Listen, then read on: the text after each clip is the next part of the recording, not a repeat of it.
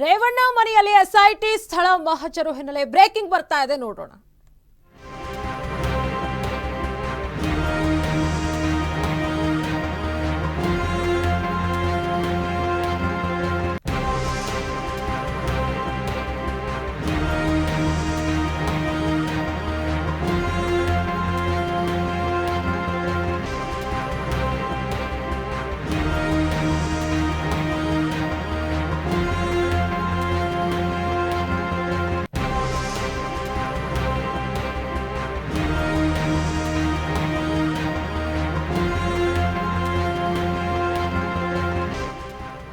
ರೇವಣ್ಣ ಮನೆಯಲ್ಲಿ ಎಸ್ಐಟಿ ಸ್ಥಳ ಮಹಜರು ಹಿನ್ನೆಲೆಯಲ್ಲಿ ಹೊಳೆ ನರಸೀಪುರದ ರೇವಣ್ಣ ಮನೆಗೆ ಪೊಲೀಸರು ಭೇಟಿ ನೀಡಿದ್ದಾರೆ.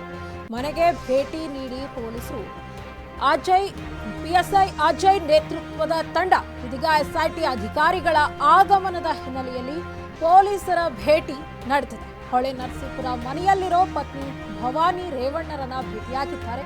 ಭವಾನಿ ರೇವಣ್ಣರನ್ನ ಭೇಟಿಯಾಗಿ ಚರ್ಚೆ ಮಾಡಿದ್ದಾರೆ ಪೊಲೀಸರು.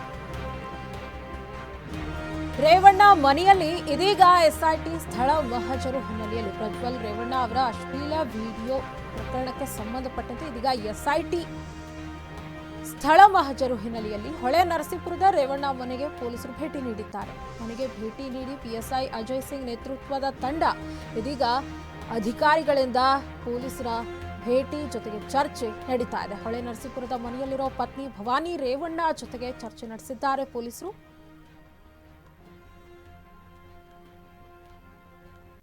ಮನೆಗೆ ಪಿಎಸ್ಐ ಅಜಯ್ ನೇತೃತ್ವದ ತಂಡ ಭೇಟಿ ನೀಡಿ ಎಸ್ಐಟಿ ಅಧಿಕಾರಿಗಳು ಆಗಮಿಸಿದ್ದಾರೆ.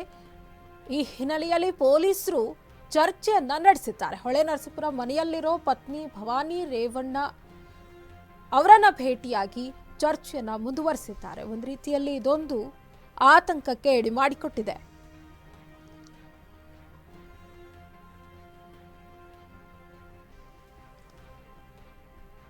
ಹಾಸನ ಸಂಸದ ಮಾಜಿ ಸಚಿವ ಎಚ್.ಡಿ. ರೇವಣ್ಣ ಪುತ್ರ ಪ್ರಜ್ವಲ್ ರೇವಣ್ಣ ಅಶ್ಲೀಲ ವಿಡಿಯೋ ಪ್ರಕರಣಕ್ಕೆ ಸಂಬಂಧಪಟ್ಟಂತೆ ಇದೀಗ ಮಾಜಿ ಸಚಿವ ಎಚ್.ಡಿ. ರೇವಣ್ಣ ಅವರಿಗೆ ಮತ್ತೊಂದು ಸಂಕಷ್ಟ ಎದುರಾಗಿದೆ.